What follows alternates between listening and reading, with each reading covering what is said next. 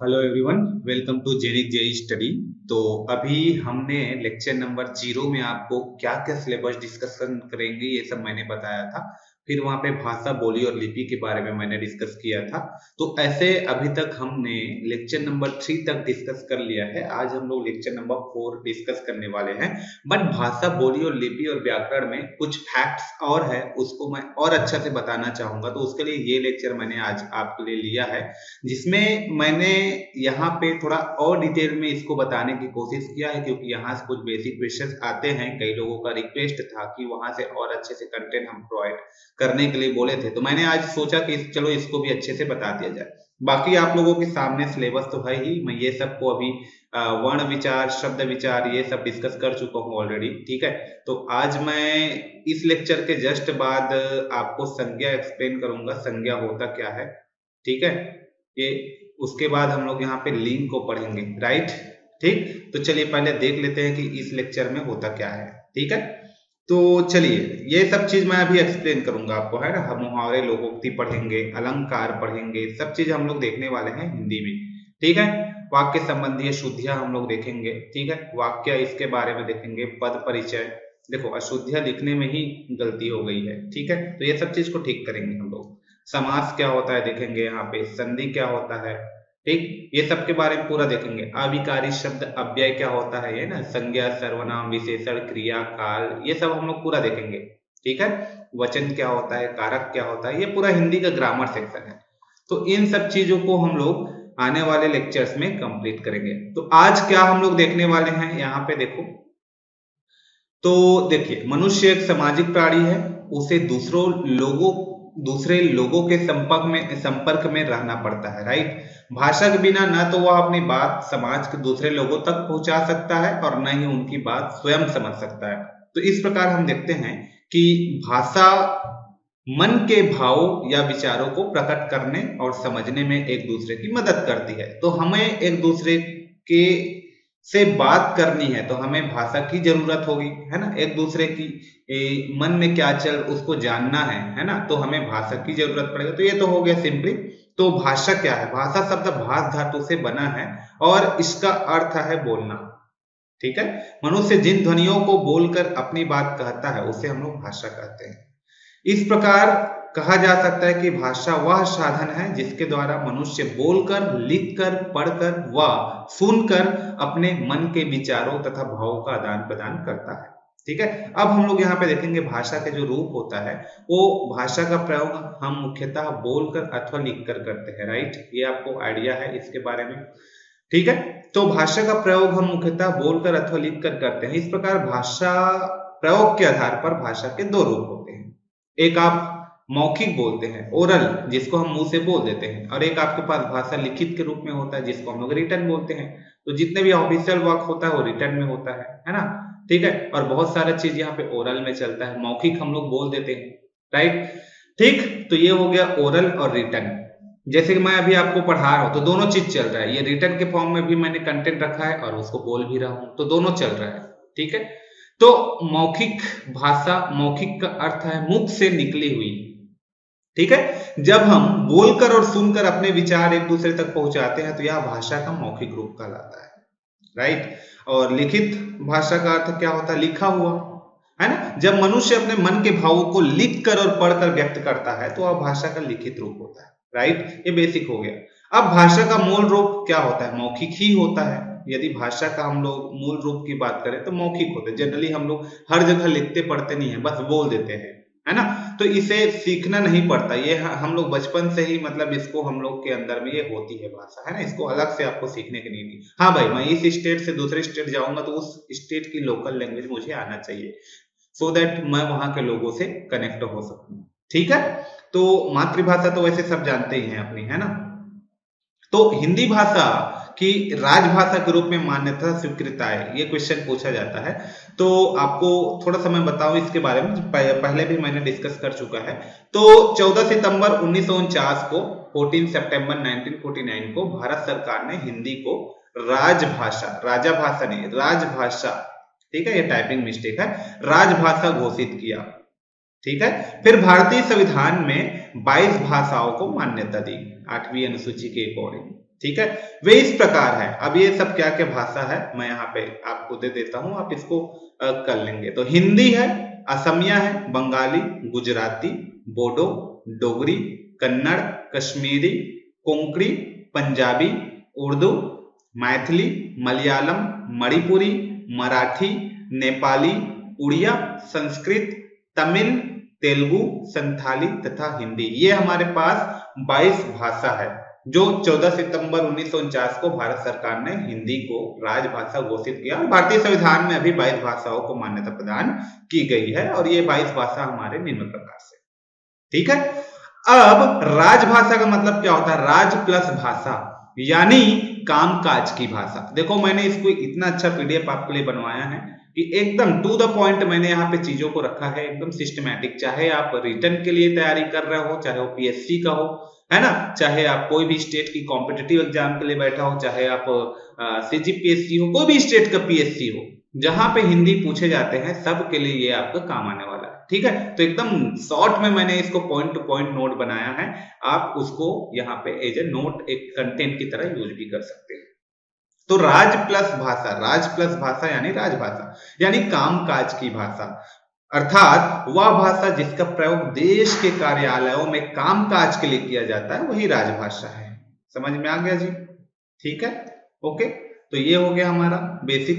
अब लिपि, स्क्रिप्ट क्या होती है, ठीक है, हमारी लिपि क्या है इसको हम लोग समझते हैं। लिपि बोल देते हैं, राइट। देवनागरी लिपि, ब्राह्मी, ये सब हम लोग बोल देते हैं, ब्राह्मी लिपि, देवनागरी लिपि, ये सब बोल देते हैं। बट व्हाट इज लिपि, स्क्रिप्ट क्या है, ठीक है। तो बोली जाने वाली हर ध्वनि को लिखने के लिए कुछ चिन्ह निश्चित किए गए हैं। इन्हीं चिन्हों के लिखने के तरीके को हम लोग लिपि कहते हैं, ठीक है। तो लिखने के तरीके को ही हम लोग क्या बोलते हैं, यहाँ पे लिपि है। तो लिपि क्या है, हम लोग जो कुछ भी बोलते हैं तो हर एक भाषा का अपना अलग, जैसे उड़िया, साउथ, है ना, यहाँ पे अलग अलग। जैसे हम लोग हिंदी में क्या आ ये सब ऐसे हम लोग लिखते हैं, है ना, पूरा टेबल हम लोग क्रिएट करते हैं, टोटल ऐसे 52 वर्ण हमारे पास होते हैं, तो ये हमारे लिपि है, राइट। वही दूसरे में उड़िया में बोलूंगा तो दूसरा लिपि, साउथ में वो बोलूंगा तो दूसरा लिपि, तो ये सब अलग चीजें हैं, राइट, ठीक है। तो इसको हम लोग लिपि बोलते हैं। अर्थात बोली जाने वाली हर ध्वनि को लिखने के लिए ना कुछ चिन्ह निश्चित किए गए हैं, इन्हीं चिन्हों को लिखने के तरीके को ही हम लोग लिपि कहते हैं। इतना क्लियर हो गया लिपि क्या होता है? ठीक है, समझ में आ गया लिपि। अब कुछ प्रमुख लिपियों वे भाषाओं को जाने, कुछ प्रमुख लिपियों व भाषाओं को हम लोग जानते हैं। जैसे कि देखो गुरुमुखी लिपि कौन लोग यूज करते हैं? जो पंजाबी लोग यूज करते हैं ना, पंजाबी में लिखते हैं, वो जो हम लोग वहां पे यूज करते हैं वो आपका गुरुमुखी लिपि होता है। और हम लोग जो संस्कृत में लिखते हैं, हिंदी में लिखते हैं, मराठी में लिखते हैं, है ना, हिंदी, संस्कृत, मराठी, ठीक है, ये हमारा देवनागरी लिपि है। इसका मतलब हिंदी, संस्कृत, मराठी में जो शब्द यूज होते हैं, जो वर्ण यूज होते हैं, वो हमारे पहाड़ा से ही है। जैसे आ ई उ, ऐसे जितने लिखा हुआ है ना अभी, ये हमारा क्या है, ये हमारा देवनागरी लिपि है। तो देवनागरी लिपि में टोटल 52 वर्ण होते हैं, आपको पता होगा, आपको मैंने पढ़ाया है अभी लास्ट क्लास में, है ना, तो उसके बारे में आइडिया होगा। तो ये सब क्या है, देवनागरी लिपि। और पंजाबी में, जैसे पंजाबी में उन लोग लिखते हैं, है ना, वो गुरुमुखी लिपि होता है, ठीक है। तो ये आपको ना लिपि के बारे में पूछा जा सकता है कि पंजाबी भाषा जो होता है वो कौन सी लिपि यूज करते हैं, हिंदी भाषा में कौन सा लिपि यूज करते हैं, संस्कृत भाषा में कौन सा लिपि यूज करते हैं, मराठी भाषा में कौन सा लिपि यूज करते हैं, तो इसके बारे में थोड़ा सा आइडिया होना चाहिए, ठीक है। तो देवनागरी लिपि जो है हिंदी, संस्कृत और मराठी में यूज करते हैं। और ये जो गुरुमुखी जिसके बारे में मैंने बोला पंजाबी का है, ठीक है, पंजाबी भाषा जो है गुरुमुखी लिपि का यूज करते हैं। सिमिलरली सेम तमिल भाषा जो है, ये जो तमिल है, उन लोग तमिल लिपि यूज करते हैं, राइट। इन लोग का खुद का एक लिपि है तमिल लिपि, ठीक है, तमिल लिपि।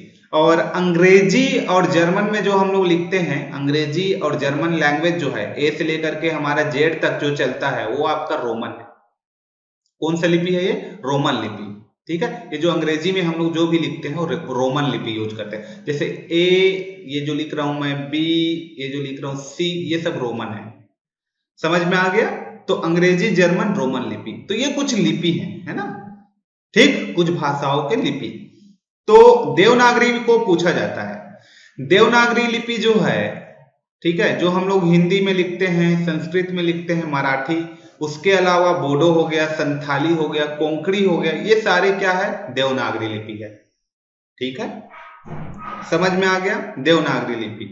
और फारसी, ये क्या होता है, फारसी ये उर्दू में होती है फारसी। शारदा ये कश्मीरी है, फ्रांसीसी रोमन, बोडो देवनागरी लिपि। ठीक है, तो उर्दू लिपि, कश्मीरी लिपि, रोमन लिपि, देवनागरी लिपि, ये सब समझ लो। बोडो देवनागरी, अंग्रेजी जर्मन ये सब रोमन लिपि, राइट। बंगाली में बंगला लिपि चलता है। तो ये लिपि है, डिफरेंट लिपि। ठीक है, समझ में आ गया। ठीक, तो इसको आप एक बार नोट कर लेंगे ताकि आपको एग्जाम के लिए आपका यूज हो जाए। ठीक है जी, तो ये हो गया लिपि। अब हिंदी भाषा का प्रयोग, यहां पे आपको बताएंगे हम हिंदी भाषा का प्रयोग। तो भारत में हिंदी भाषा का प्रयोग ना 3 रूपों में किया जा रहा है। 3 रूपों में किया जा रहा है। जैसे राजभाषा के रूप में भारत में हिंदी भाषा का जो प्रयोग है 3 रूपों में किया जा रहा है। राजभाषा के रूप में, राइट। तो राजभाषा के रूप में कहां कहां करते हैं देखते हैं, चलो। तो पहले उत्तर प्रदेश में राजभाषा के रूप में हम हिंदी प्रयोग करते हैं। बिहार में भी राजभाषा के रूप में हिंदी प्रयोग होता है। उत्तरांचल में भी राजभाषा के रूप में हिंदी, मध्य प्रदेश में भी हिंदी ही प्रयोग होता है। राजस्थान में भी हिंदी प्रयोग होता है राजभाषा के रूप में। छत्तीसगढ़ में भी हिंदी होता है, झारखंड में भी हिंदी होता है, हरियाणा में भी हिंदी होता है, हिमाचल प्रदेश में भी हिंदी होता है, और दिल्ली में भी हिंदी को राजभाषा के रूप में प्रयोग किया जाता है। ठीक है, तो ये हो गया पॉइंट टू पॉइंट, मैंने इसको निकाला है सिर्फ आपके लिए। ठीक है, तो कहां कहां राजभाषा के रूप में हिंदी को प्रयोग किया जाता है, तो ये कुछ राज्यों के नाम है जहां पे हिंदी भाषा को राजभाषा के रूप में प्रयोग किया जाता है। समझ में आ गई यहां तक। अब दूसरा भाषा, पहला तो हिंदी को हो गया। द्वितीय भाषा के रूप में चलो देख लेते हैं। यहाँ पे द्वितीय भाषा के रूप में जैसे हम लोग देखें तो पंजाब, महाराष्ट्र, गुजरात में, पंजाब, महाराष्ट्र और गुजरात में हिंदी को द्वितीय भाषा के रूप में प्रयोग किया जाता है। तो हर राज्य का उनका, स्पेशली मैं बोलूं पंजाब का, महाराष्ट्र का, गुजरात का, तो उसका खुद का लैंग्वेज है, लेकिन हिंदी को इन लोग सेकेंड लैंग्वेज के रूप में प्रयोग करते हैं, राइट। सेकेंड लैंग्वेज के रूप में प्रयोग करते हैं। ठीक है, इसलिए मैंने यहां पे लिखा कि द्वितीय भाषा के रूप में हिंदी को कहां कहां प्रयोग किया जाता है, तो पंजाब, महाराष्ट्र और गुजरात, राइट।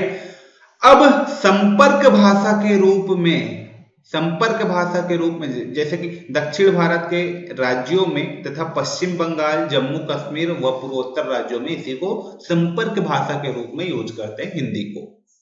ठीक है, दक्षिण भारत के राज्यों में तथा पश्चिम बंगाल, जम्मू कश्मीर एवं पूर्वोत्तर राज्यों में हिंदी को संपर्क भाषा के रूप में यूज करते हैं। तो हम बोल सकते हैं कि हिंदी को यूज करने वाले राज्य कौन कौन से हैं, द्वितीय भाषा के रूप में यूज करने वाले राज्य कौन कौन से हैं, एंड जो संपर्क भाषा के रूप में हिंदी को संपर्क भाषा के रूप में प्रयोग करने वाले कौन कौन से राज्य हैं। तो ये सब चीज आप बता सकते हो।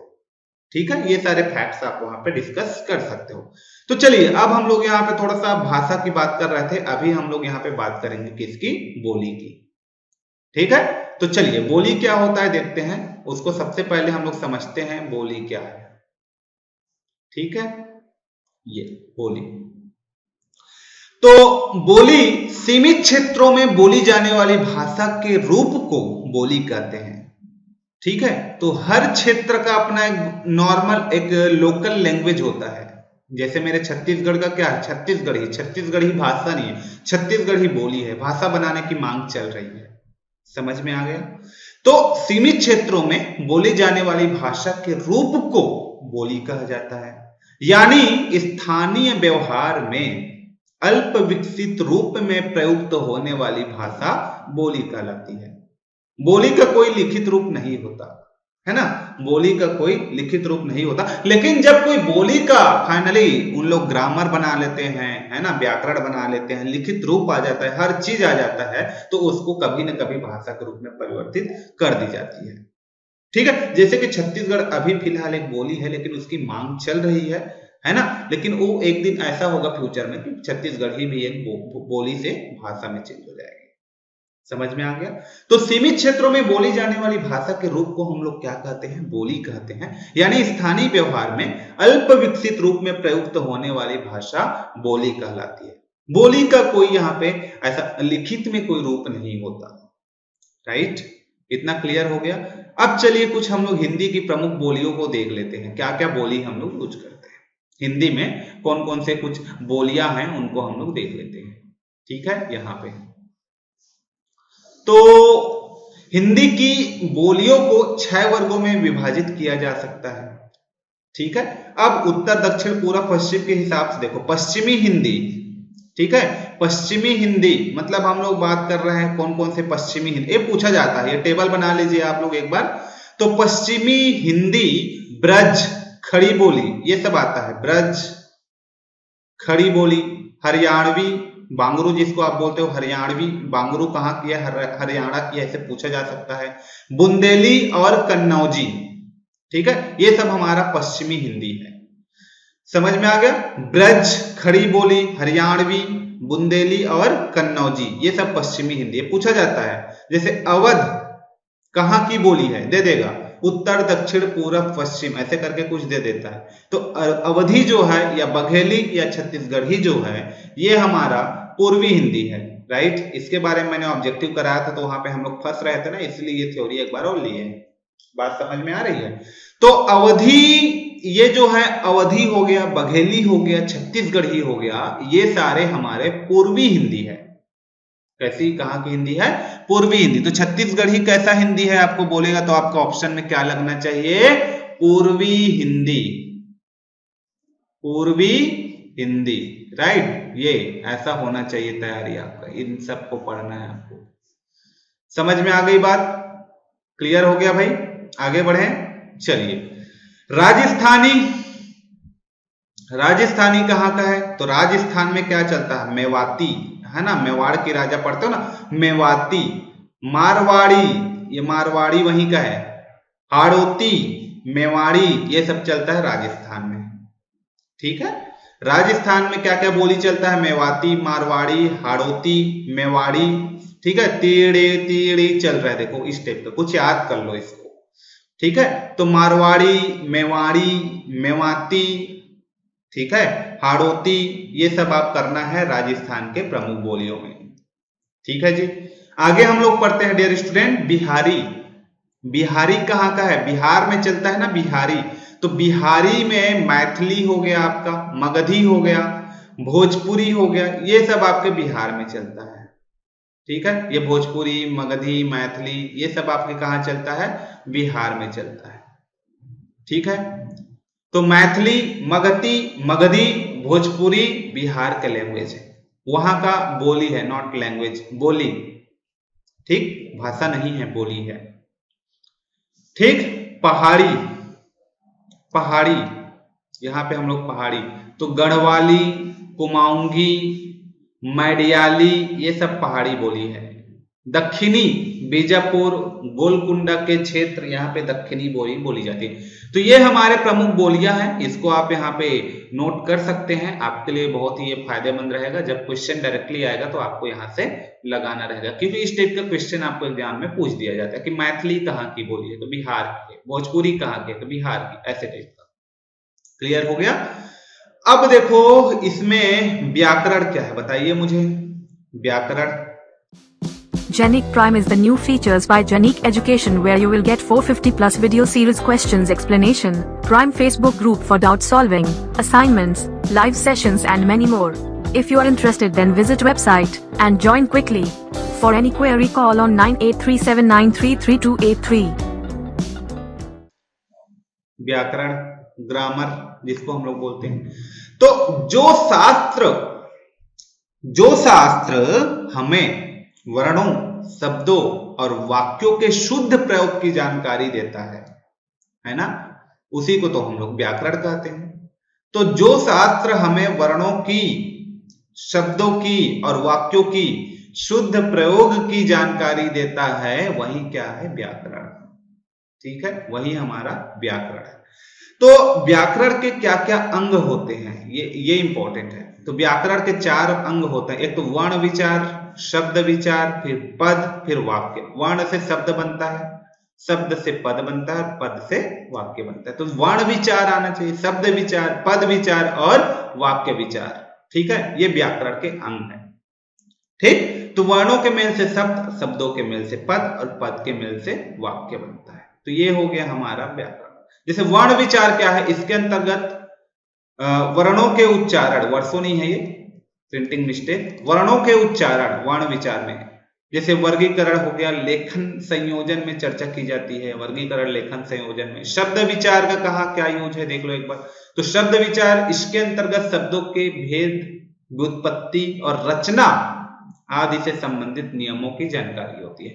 पद विचार, पद विचार इसके अंतर्गत, अब देखो, संज्ञा, सर्वनाम, क्रिया, विशेषण, अव्यय, ये 5 भेद होते हैं किसी भी पद के। संज्ञा, सर्वनाम, क्रिया, विशेषण, अव्यय, यही सब तो पढ़ेंगे हम लोग। ठीक है, अव्यय आदि पदों के स्वरूप तथा प्रयोग पर विचार किया जाता है। ठीक है, ये हमारा पद विचार है। उसके बाद यहां पे वाक्य विचार। वाक्य विचार में व्याकरण के इस विभाग में वाक्यों के भेद, उसके संबंध, वाक्यों का विश्लेषण, विराम चिन्ह आदि के बारे में विचार किया जाता है। तो वाक्य विचार, उसके इसके अनुसार हम लोग वहां रस, छंद, अलंकार वगैरह पढ़ेंगे। ठीक है, तो ये है अलग अलग शब्द, वर्ण क्या है, शब्द क्या है, पद क्या है, वाक्य क्या है, ये सब के बारे में डिस्कस करते हैं। समझ में आ गया। अब जैसे हम लोग यहाँ पे पढ़ते हैं, ठीक है, यहाँ पे मैंने कुछ क्वेश्चंस आपके लिए लिया हुआ है। तो सबसे पहले मैं यहाँ पे क्वेश्चन डिस्कस करना चाहूंगा।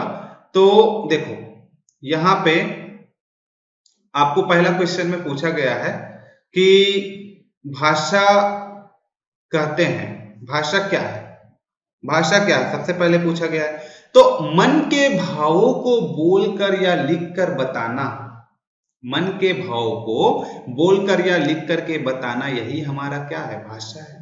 अभी स्टार्टिंग में डेफिनेशन तो यही पढ़े, जो हमारे मन के भाव है उसको बोलकर या लिख करके बताना, यही भाषा है। ओरल और रिटन 2 चीज पढ़े।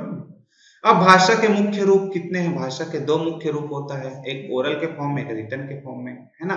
हम प्रतिवर्ष हिंदी दिवस कब मनाते हैं, तो हम प्रतिवर्ष हिंदी दिवस 14 सितंबर को मनाते हैं। 14 सितंबर 1949 को राष्ट्र, है ना, राजभाषा के रूप में हम लोग हिंदी को लिए थे। ठीक है, भाषा का क्षेत्रीय रूप जो स्थान स्थान पर बदलता है उसको हम लोग क्या बोलते हैं, बोली बोलते हैं। बोली ही तो चेंज होता है ना, हर स्थान पे, हर स्टेट में जाओगे तो अलग अलग बोली।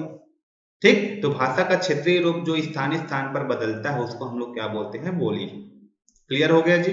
अगला, संविधान के किस अनुच्छेद में हिंदी को राजभाषा के स्थान मिला था, तो ये तो 343वें अनुच्छेद में मिला था हिंदी को राजभाषा का स्थान, है ना। 343 से पढ़ना स्टार्ट कर दीजिए, 351 तक का अनुच्छेद, आर्टिकल